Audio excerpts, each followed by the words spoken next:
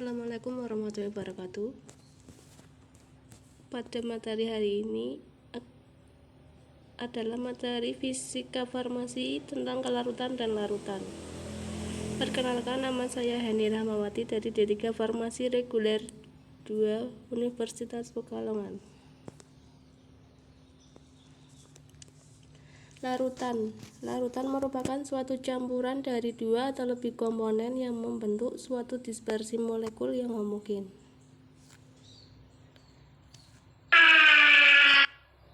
Komponen dari larutan terdiri dari zat terlarut atau solut dan zat yang melarutkan atau disebut solvent.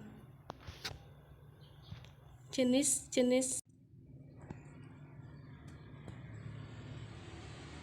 zat terlarut ada dua, yaitu elektrolit dan non-elektrolit.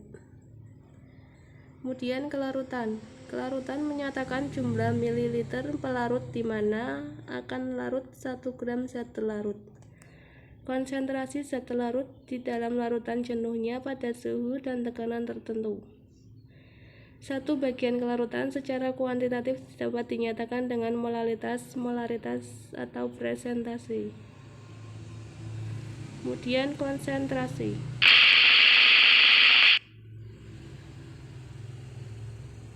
Konsentrasi suatu larutan menyatakan jumlah solut yang terlarut dalam pelarut atau solvent. Jenis larutan ada 3, yaitu larutan jenuh, larutan hampir jenuh atau tidak jenuh, dan larutan lewat jenuh. Jenis pelarut diantaranya pelarut polar, pelarut semipolar, dan pelarut nonpolar. Kelarutan gas dalam cairan. Jumlah gas terlarut apabila berada dalam kesetimbangan dengan gas murni di atas larutan. Dipengaruhi oleh temperatur, tekanan, adanya zat larutan lain, dan adanya reaksi kimia.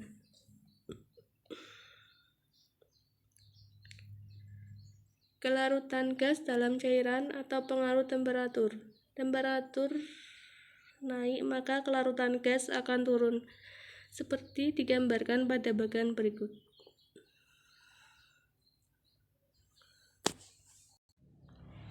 Kelarutan gas dalam cairan, pengaruh zat lain.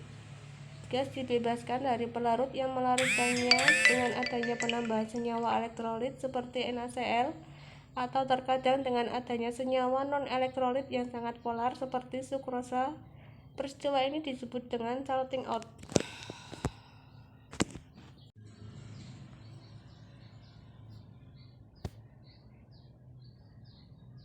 Kelarutan cairan dalam cairan atau pengaruh temperatur digambarkan dengan bagian sebagai berikut.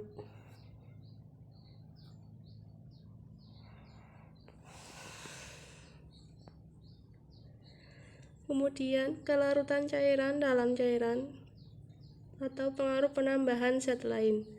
Jika zat lain yang ditambahkan hanya larut dalam satu larutan dari pelarut, ketercampuran dua cairan akan menurun atau disebut juga salting out. Jika zat lain yang ditambahkan larut dalam kedua cairan dengan kelarutan yang hampir sama, ketercampuran antara kedua cairan akan meningkat atau disebut juga salting in. Faktor-faktor yang memengaruhi zat padat dalam air diantaranya temperatur, penambahan zat terlarut lain, polaritas pelarut, konstanta dielektrik pelarut, pH larutan, ukuran partikel, ukuran molekul, dan polimorfisme. Kelarutan zat padat dalam cairan atau pengaruh temperatur.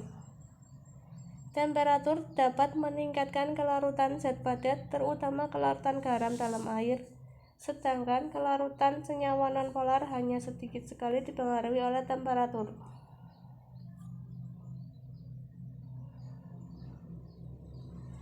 Kelarutan zat padat dalam air atau pengaruh penambahan zat lain. Faktornya yaitu penambahan ion sejenis. Yang kedua, penambahan surfaktan.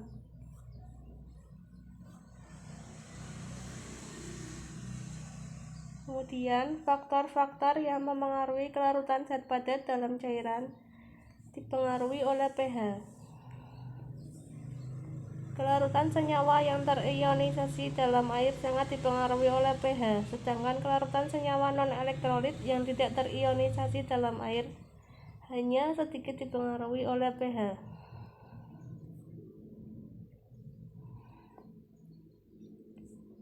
Peningkatan pH dapat meningkatkan kelarutan senyawa asam lemah, dan penurunan pH dapat meningkatkan kelarutan senyawa basa lemah.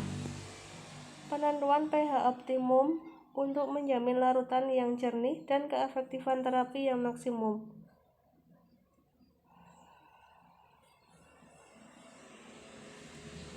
Kemudian, kelarutan zat padat dalam air juga dipengaruhi polaritas pelarut. Polaritas molekul pelarut dan zat larut dapat mempengaruhi kelarutan. Secara umum, molekul zat larut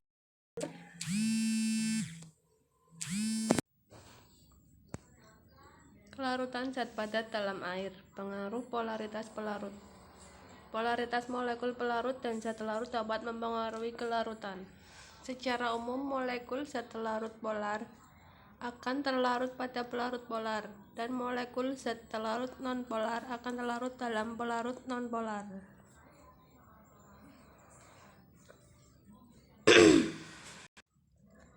Selanjutnya, faktor-faktor yang mempengaruhi kelarutan zat padat dalam cairan, yaitu pengaruh ukuran molekul.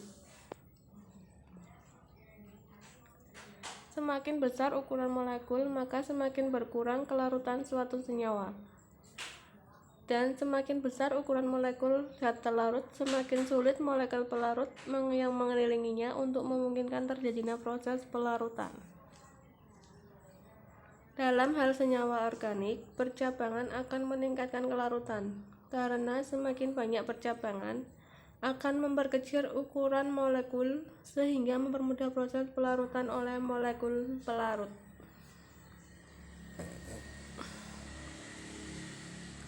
Selanjutnya, pengaruh polimorfisme.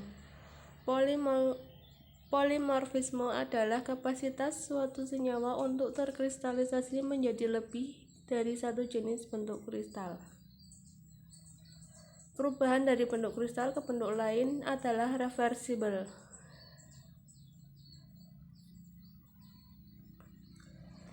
Kelarutan zat larut dalam pelarut yang tidak bercampur. Zat padat akan terdistribusi di antara dua fase pelarut yang tidak bercampur. Perbandingan konsentrasi zat larut dalam setiap fase pelarut dinyatakan sebagai koefisien partisi atau koefisien distribusi.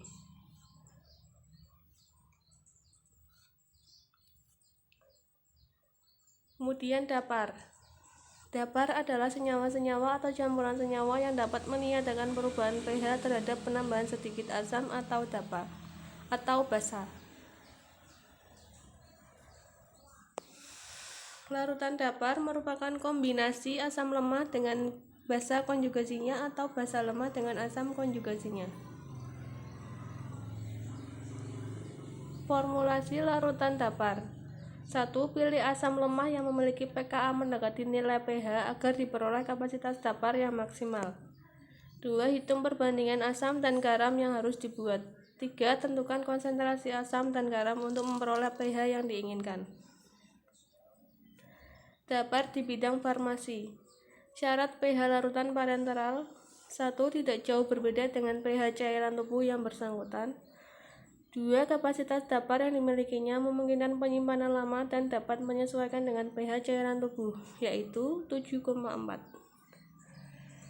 Demikian presentasi kali ini. Atas perhatiannya, saya ucapkan terima kasih. Wassalamualaikum warahmatullahi wabarakatuh.